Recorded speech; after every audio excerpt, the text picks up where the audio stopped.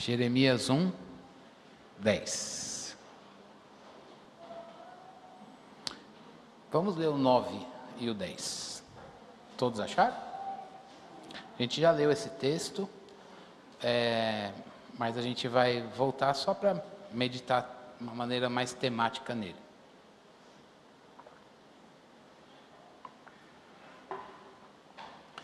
Jeremias 1, 9 e 10. Diz assim a palavra de Deus. Depois o Senhor estendeu a mão e tocou na minha boca.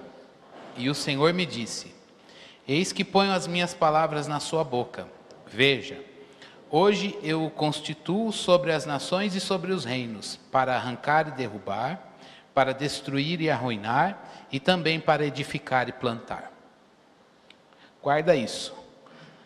Para arrancar e derrubar, destruir e arruinar, edificar e plantar. Vamos orar? Senhor, nós continuamos afirmando ao Senhor o que cantamos há pouco. O Senhor é um Deus majestoso, e contemplar o Senhor na sua glória, como o Senhor a disponibiliza para nós, revelada na palavra, é para a gente, Senhor Deus, uma alegria. Que haja maravilhamento agora, nesse momento de meditação da Tua palavra. Que os nossos corações provem dessa maravilha, que os nossos corações e as nossas mentes sejam desafiados pela pregação da Tua palavra. O Senhor que conhece, Senhor Deus, o nosso interior, possa alcançá-lo e falar conosco, Senhor.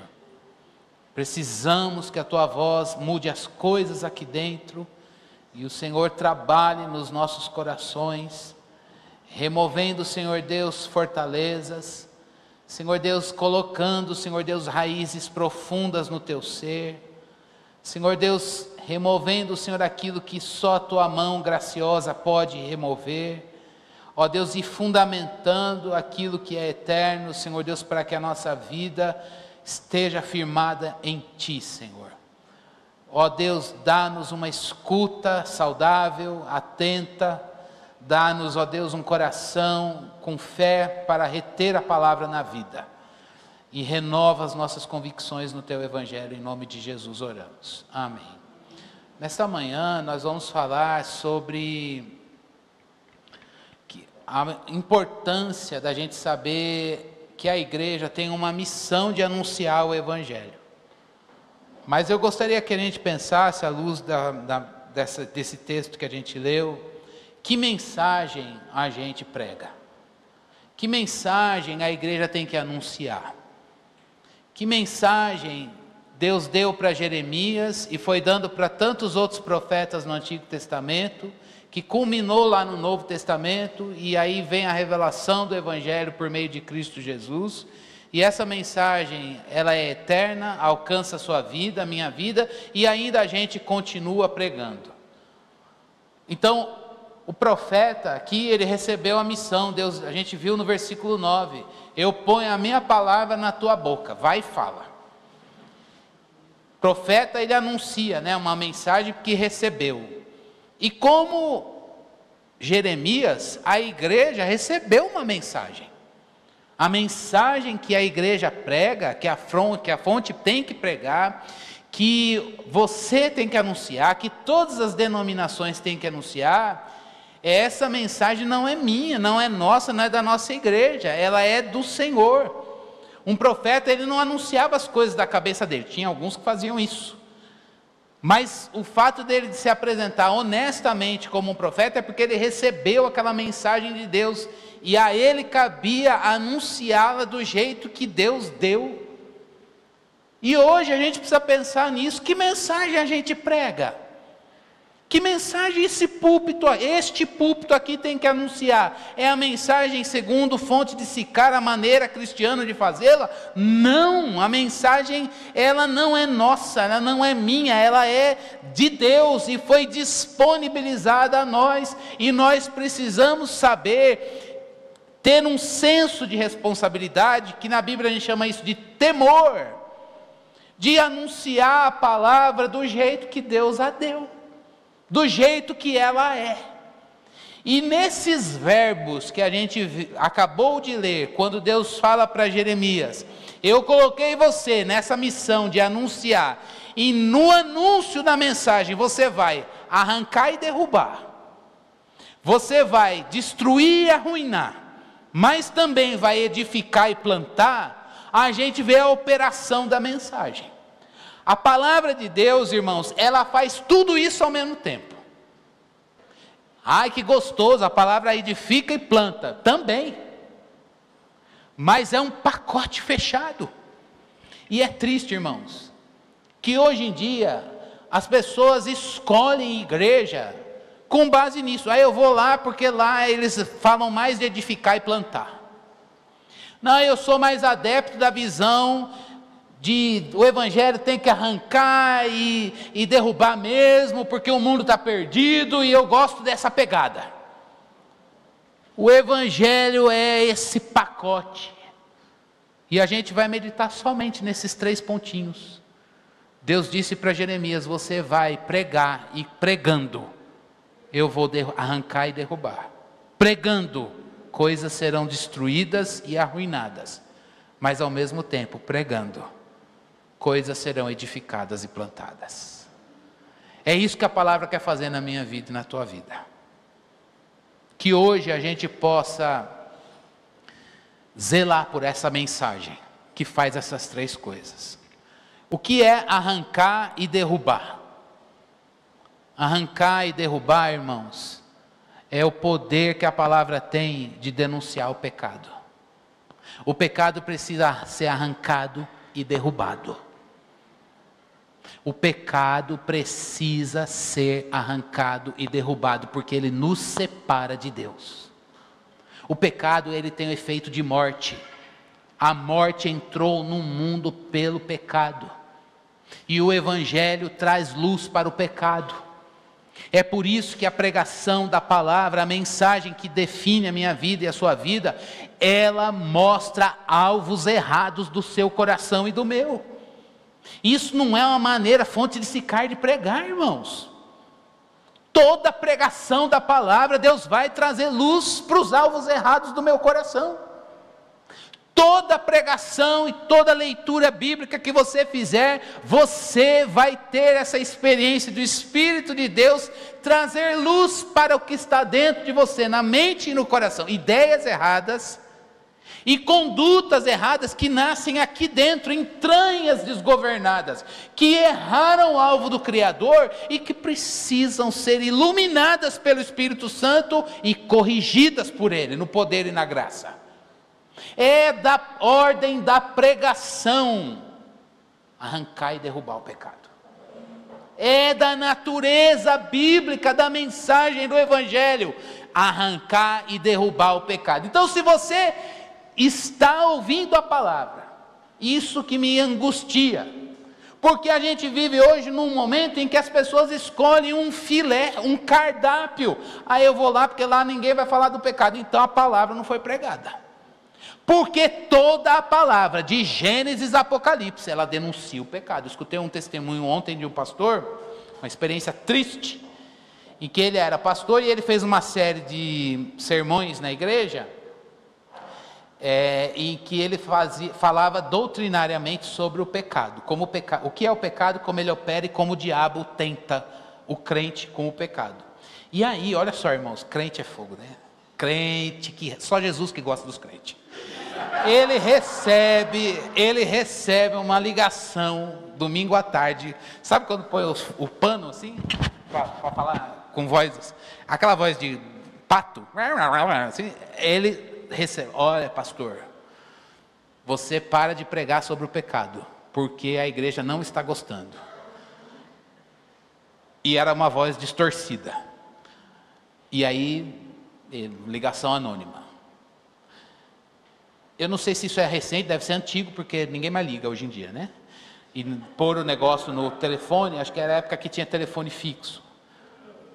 Tempos passaram e ele descobriu que essa ligação veio do presidente do diaconato da igreja, falando em nome do povo, dizendo: olha, o povo não está gostando da denúncia do pecado. É triste, irmãos. Como se ele fosse separar ou tirar esse pilar do triângulo. É da ordem. Deus está dizendo para Jeremias: você anuncia o que eu mandar, e quando você anunciar, eu vou trazer luz ao pecado. Para quê? Porque ele precisa ser arrancado e derrubado. E aí, isso exige de mim e de você uma postura diante da palavra, da mensagem. Se tem pecado na tua vida, é porque Deus quer arrancá-lo e derrubá-lo. A gente leu no início do culto hoje, no Salmo 103, assim como o Oriente está distante do Ocidente, assim ele afastou o pecado de nós. A ira dele dura só um momento. Deixa a palavra de Deus remover e arrancar. Pecado, irmãos, não é para ser identificado. O pecado é para ser identificado e a gente deixar a mão graciosa do Senhor afastá-lo de nós. O pecado precisa ser removido. A gente não foi criado para conviver. É lógico que a gente tem um corpo com a presença dele, mas diariamente, periodicamente, ordinariamente, a gente vai se santificando para que o pecado seja arrancado. Por quê? Porque ele agride. Pecado é uma agressão a você mesmo. É uma agressão. O pecado, ele mexe nas nossas estruturas e fere você mesmo. A gente não foi criado para ele. Em Cristo Jesus nós fomos criados para a glória de Deus, e quando a gente vive para adorar o Senhor, a gente entende que a gente nasceu para isso que a gente cantou hoje: Deus, eu nasci para te adorar, eu não nasci para viver em adoração de mim mesmo. Por isso hoje eu queria que a gente pensasse nisso. Quando Deus mostra pecado, irmãos, e mostra porque a palavra mostra, isso não é habilidade do pregador, isso não é prerrogativa de uma teologia. Isso não, aquela teologia denuncia mais pecado. A Bíblia fala contra o pecado. Ela traz luz. E essa é uma experiência que eu vou ter e que você vai ter diariamente. Então, é para todo mundo aqui. Não é para você que está fazendo as coisas certas, para você que está com consciência do pecado que fez ontem. A palavra sempre vai trazer luz àquilo que Deus quer arrancar e derrubar. Me entristece quando a gente identifica o pecado e a gente não quer que Deus arranque. Aí a gente faz o eco com o sermão da semana passada. Não, esse pecado faz parte da minha vida, não tem nada a ver com Cristo. E hoje a gente precisa dizer: Deus, arranca isso aqui da minha vida. Arranca isso daqui da minha vida. Não é normal, no parâmetro de Cristo, então eu quero longe, mas eu não sei arrancar. E aí a gente vê a graça de Deus a afastar o pecado de nós. É prerrogativa da mão santa do Senhor, e Ele está aqui para fazer isso comigo, com você hoje. Eu tenho pecados que o Senhor precisa remover, e eu quero que Ele remova. Eu quero que Ele leve longe, porque isso me agride, fere a santidade dEle, faz mal para mim, porque eu não fui criado para pecar, e fere o meu próximo e a criação. Que a gente hoje diga: Deus, arranca e derruba. Arranca e derruba tudo aquilo que não glorifica o teu nome na minha vida. A palavra sempre vai fazer isso. Mas a segunda coisa que a palavra faz, irmãos, a mensagem, ela destrói e ela arruina. Não estava bom só arrancar e derrubar?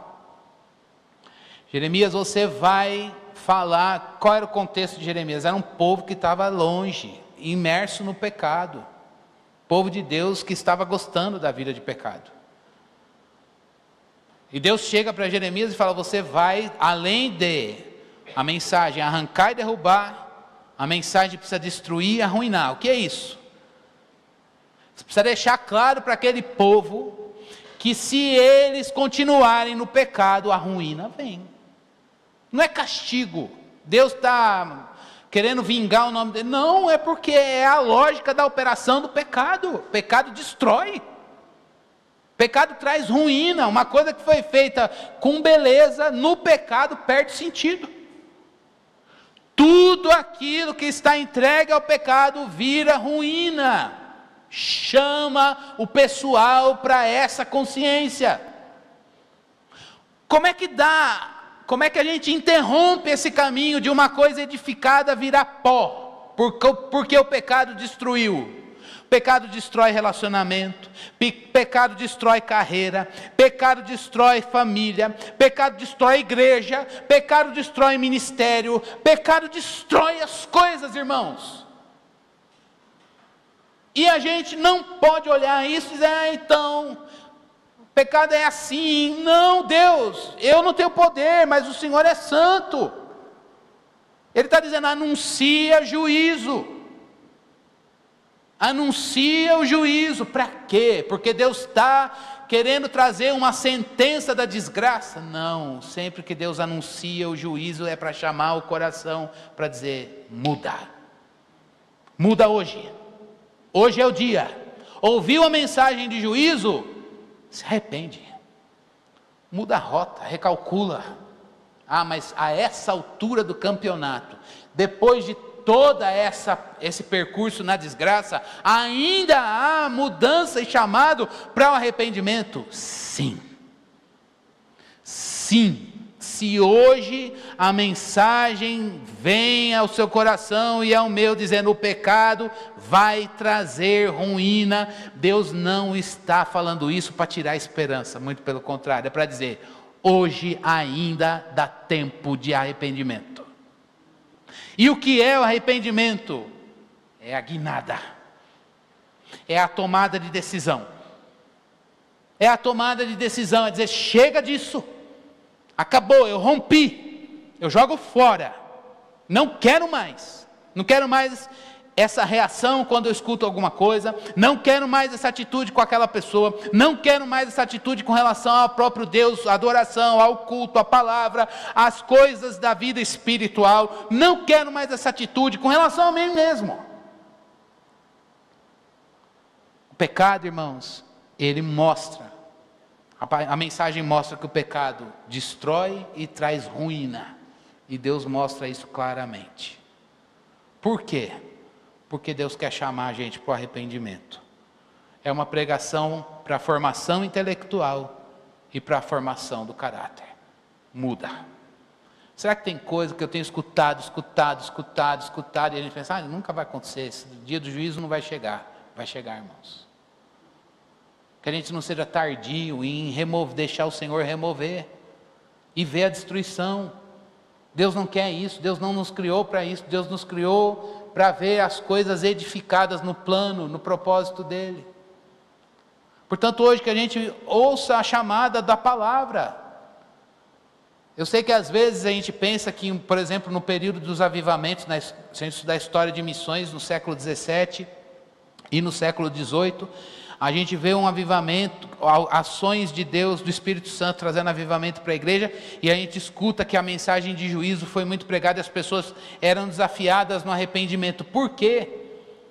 Porque é um dos efeitos da palavra, não é só esta mensagem, é mostrar o pecado e mostrar a ruína que ele vai trazer. Isso é saúde para mim e para você. Quando você vai ao médico e ele fala, se você não equilibrar as suas taxas, daqui um tempo, não sei, cada corpo vai ter uma reação, você vai ter esse problema. Quando a gente está lá na educação, na formação intelectual da criança, se ela não tem raciocínio matemático básico feito, quando chegar no ensino médio, e dependendo da carreira que escolher, vai faltar esse conhecimento. São coisas que precisam ser corrigidas na base, porque lá na frente o corpo, ou o intelecto, a formação, alguma coisa vai demandar aquele ajuste. A palavra sempre vai fazer isso. Hoje está aqui, isso aqui amanhã vai parar lá. Não precisa pagar para ver, muda hoje. Recalcula a rota, dá a guinada. A sua fé é pequena, tudo bem, ele aceita a de um grão. Do tamanho de um grão é suficiente para que ele venha e traga avivamento. Mas a igreja de Cristo Jesus, irmãos, hoje ela está saturada de palavra. E a gente não, estou falando da gente aqui, mas a gente precisa avaliar o quanto isso está próximo de nós. A gente é lerdo para se arrepender. Arrepender não é sentir. Arrepender é ler na Bíblia, entendeu na cabeça e fala, fiz, chega, decidi, joguei fora. Eu não quero ver essa ruína no meu lar. Eu não quero ver essa destruição. Eu não quero chegar, não quero pagar para ver. Deus não quer isso. Mas a mensagem mostra claramente isso. E por fim, a mensagem do Evangelho que nos alcança e que a gente tem que pregar, edifica e planta. Arranca e derruba o pecado. Destrói a ruína, mostrando o que o pecado vai fazer se não for tratado e não tiver arrependimento. Mas ao mesmo tempo, edifica e planta. É sempre uma chamada para a esperança, para a renovação e para a restauração. Ao mesmo tempo. Ao mesmo tempo. Cris, vamos fazer uma série só de esperança, pois a esperança brota da clareza do juízo do pecado e do claro conhecimento de como o pecado faz mal e agride. Nosso Deus é um Deus que sempre está chamando a gente para a esperança, para a renovação e para a restauração. Como que Ele faz isso? Por que Deus levantou Jeremias? Não é para acabar com aquela nação. É para ser um luzeiro de esperança no meio de uma geração perdida no pecado. A mensagem do Evangelho para nós, irmãos, ela é sempre uma mensagem que chama a gente para renovar o nosso ser no ser de Jesus. Essa é a maior libertação que o Evangelho pode nos dar, livrar você de você mesmo, me livrar de mim mesmo. Despojamento de si, revestimento de Cristo. Que a gente diminua e que Cristo cresça. Que a gente morra para que Cristo venha a ser achado em cada um de nós. Essa é a maior bênção do Evangelho, a libertação da gente mesmo. E é nisso que está a nossa esperança, que cada vez mais a gente está parecido com Jesus. E a gente vai viver na glória eterna aqui no presente.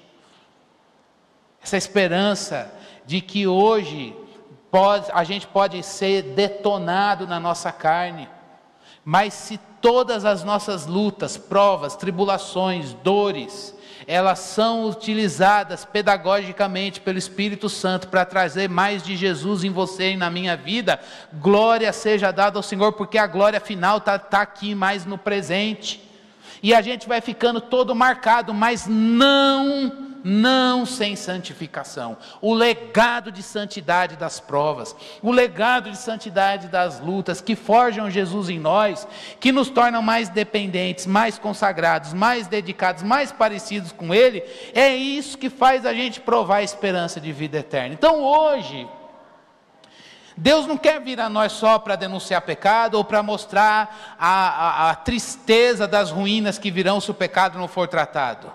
Deus vem a nós para dizer, eu quero renovar, restaurar e refazer.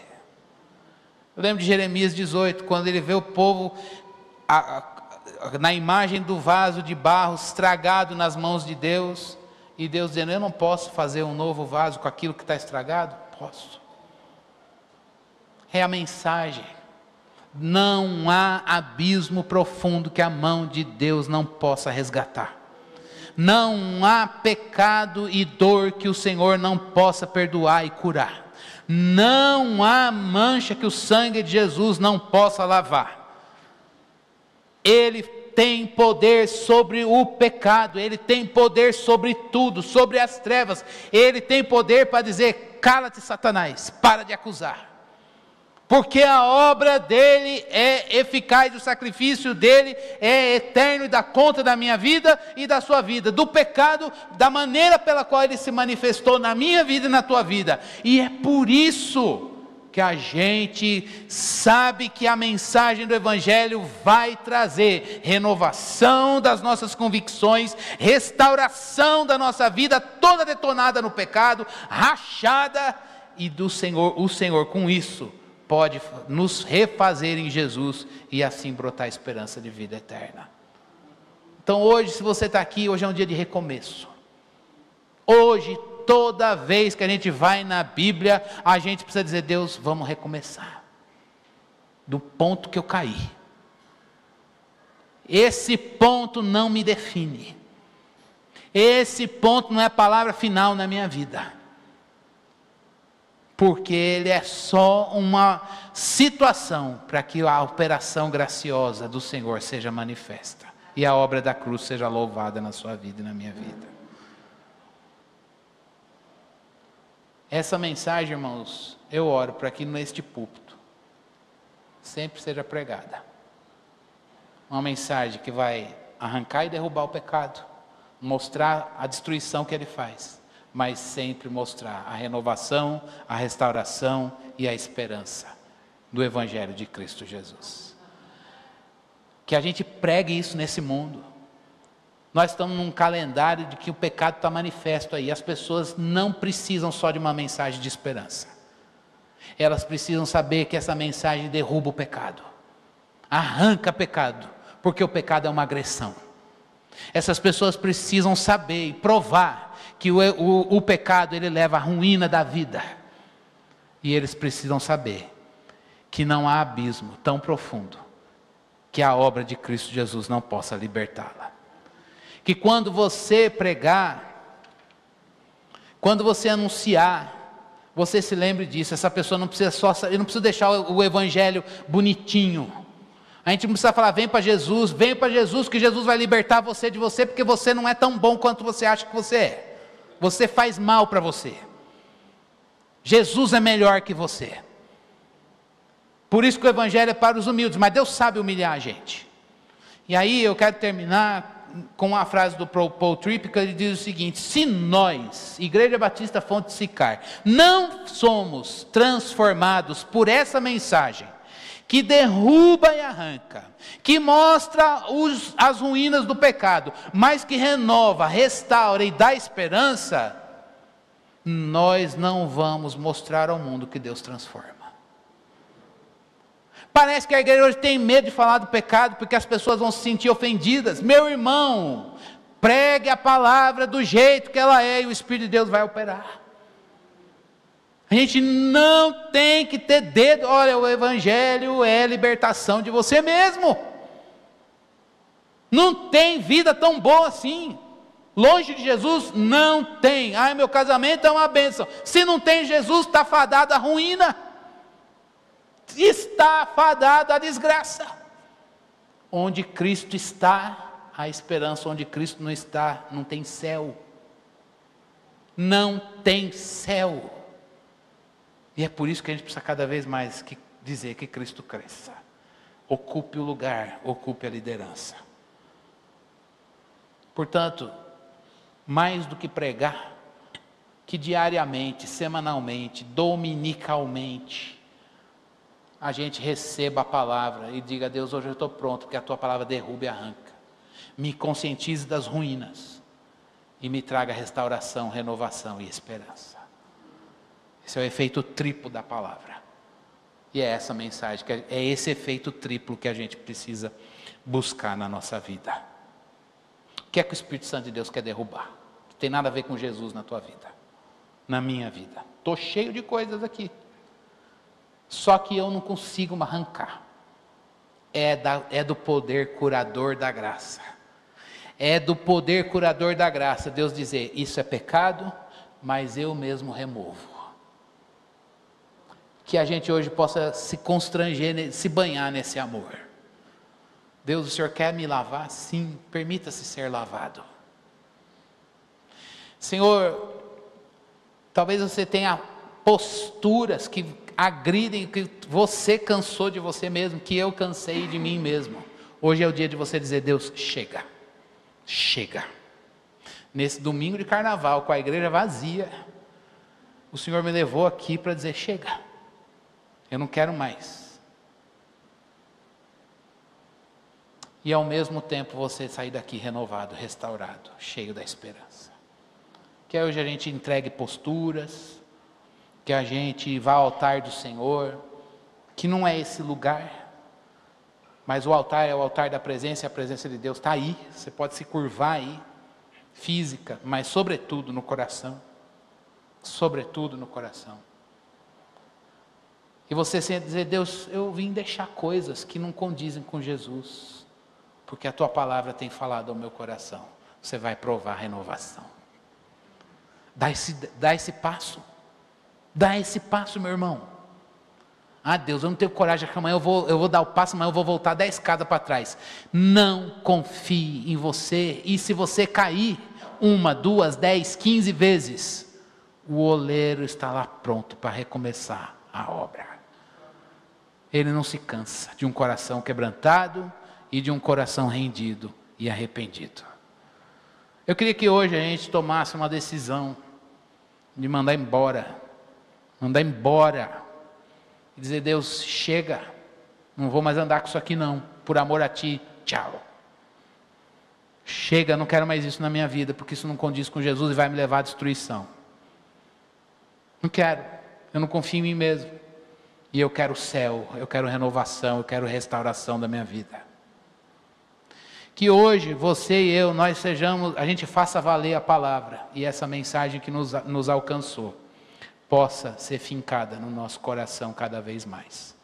O que o Espírito quer derrubar, o que o Espírito quer chamar você para o arrependimento, e no que o Espírito Santo quer renovar, restaurar e te encher de esperança em Jesus. Não fica só na denúncia do pecado. É denúncia do pecado para a esperança, meu irmão. Não fica só na esperança como se não fosse tratar as misérias. Precisa tratar as misérias, é nisso que vem a libertação. E também não fica nisso na consciência sem tomada de decisão.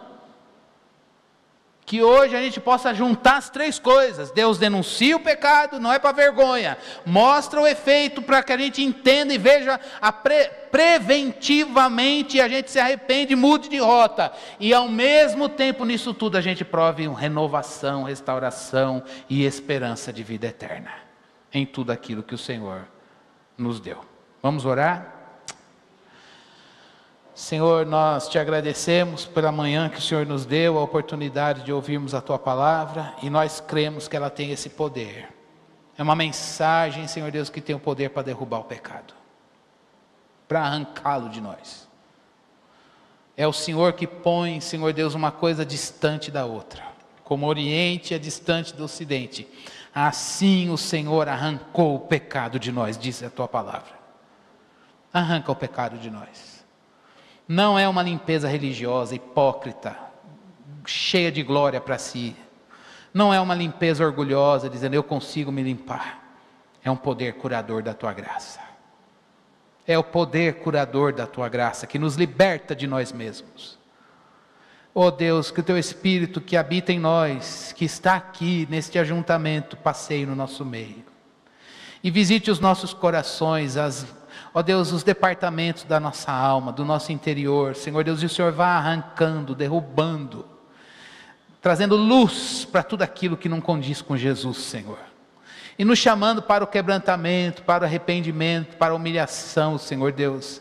Para que a gente vá chorando as nossas misérias diante de Ti, dizendo: leva fora, arranca, derruba, destrói, pode tirar isso de nós, Senhor Deus. E assim a gente prove renovação, esperança e restauração nesta manhã. Faz isso na vida do teu povo, na minha vida, Senhor. E que a graça do Senhor, ó Deus, que nos liberta, que nos perdoa o pecado, a gente também veja essa graça nos libertar de pecar. Deus, que essa mensagem não seja anunciada só numa perspectiva, mas todos esses aspectos sejam anunciados na nossa vida, neste púlpito e na missão profética da igreja de pregar o Evangelho a toda criatura. Este é o Evangelho que derruba, que arruína, Senhor Deus, e que também traz renovação e esperança, que planta e edifica, que planta o céu no coração dos homens, que traz o reino de Deus, Senhor Deus, dentro de nós e nos faz orar: venha o teu reino. E seja feita a tua vontade, assim na terra como é feita aí no céu. Ó Deus, ouve nossa oração. Recebe os votos, o compromisso que a gente dá com o Senhor.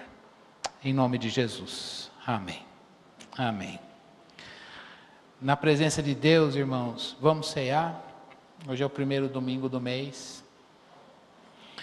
E o Senhor preparou um banquete, que faz a gente se lembrar do sacrifício de Jesus por nós. A presença de Deus está aqui, não no pão e nem no cálice, mas é uma presença espiritual no ajuntamento do povo. Que a gente reverencie essa presença e a gente participe da mesa do Senhor. Eu quero dizer para quem não é da nossa igreja, mas se você é membro do corpo de Cristo, entregou a sua vida para Jesus, é um discípulo de Jesus, você foi lavado e remido no sangue de Jesus Cristo, essa ceia é para você. Então você vai receber o pão e o cálice, e vou pedir para você esperar, para que juntos a gente possa participar da mesa do Senhor.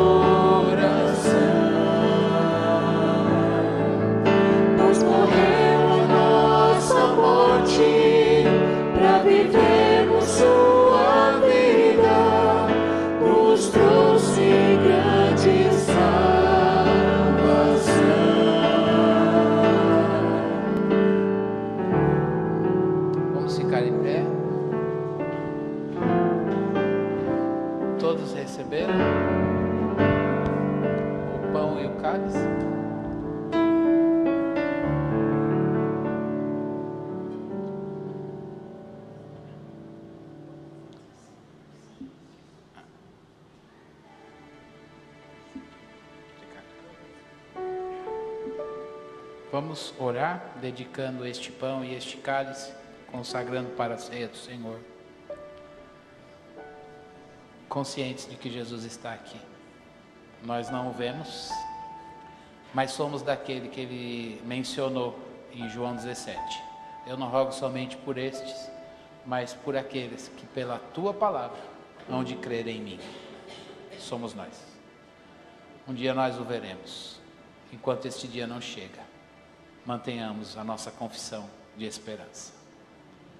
E não troquemos essa mensagem por nenhuma outra.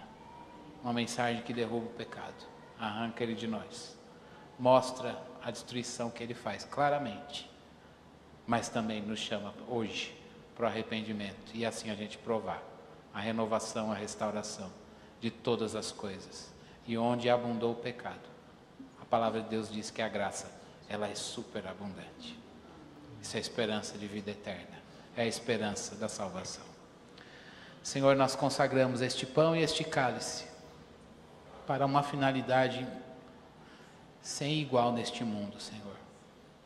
Um memorial, Senhor Deus, que nos faz olhar atrás e ver o sacrifício de Jesus. Mas ao mesmo tempo a gente olha e vê os efeitos desse sacrifício em nós. Nascemos de novo.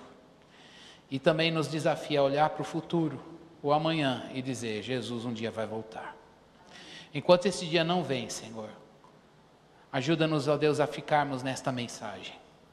Uma mensagem que derruba, que mostra a ruína do pecado, chamando para o arrependimento, para que hoje nós possamos provar o céu aqui na terra. Que a gente prove, Senhor Deus, vida eterna, esperança de vida eterna no nosso coração. É com gratidão, Senhor, que dedicamos este pão e este cálice para a ceia do Senhor. E é com gratidão que nos apresentamos e sentamos à tua mesa, sabendo que o Senhor nos convidou e preparou esse banquete na tua presença. Reverenciamos a tua presença aqui, honramos a tua presença aqui e confessamos que um dia estaremos com o Senhor, vendo o Senhor assim como o Senhor é. Obrigado, Senhor Deus, em nome de Jesus. Amém. A palavra de Deus nos diz em 1 Coríntios 11, 23, porque eu recebi do Senhor o que também lhes entreguei, que o Senhor Jesus, na noite em que foi traído, pegou um pão, e tendo dado graças, o partiu e disse, isto é o meu corpo que é dado por vocês, façam isso em memória de mim. Do mesmo modo, depois da ceia, pegou também o cálice, dizendo, este cálice é a nova aliança no meu sangue, façam isso todas as vezes que o beberem em memória de mim, porque todas as vezes que comerem este pão e beberem o cálice, vocês anunciam a morte do Senhor, até que Ele venha. Com gratidão vamos comer o pão e beber o cálice do Senhor.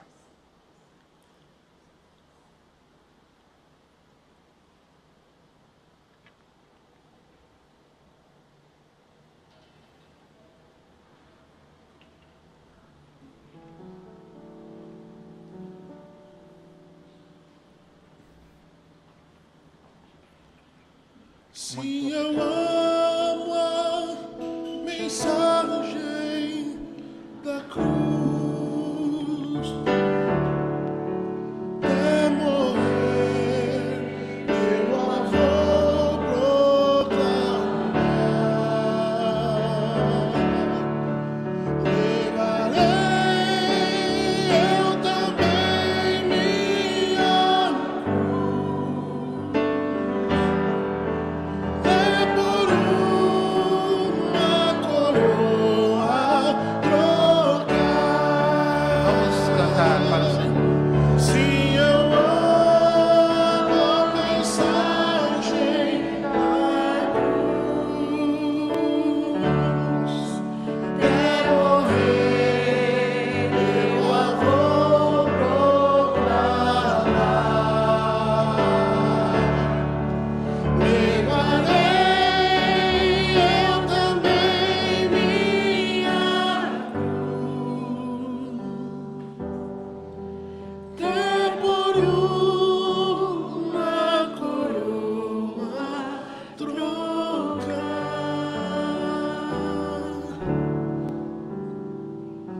Que a gente fique firme nessa mensagem.